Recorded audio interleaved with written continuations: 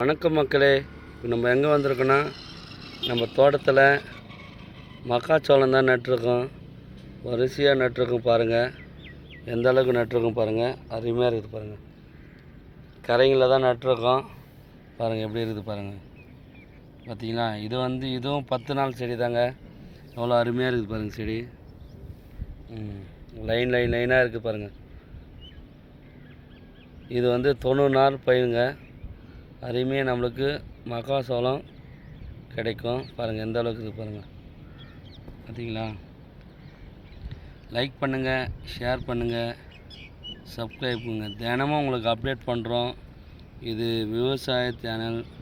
தரமான விதைகளை கொண்டு நம் நேரடியாக விதைத்து காண்பிக்கப்படுகிறது பாருங்கள். எந்த அளவுக்கு இருக்குது பாருங்கள். லைக் பண்ணுங்கள், ஷேர் பண்ணுங்கள், சப்ஸ்கிரைப் பண்ணுங்கள்.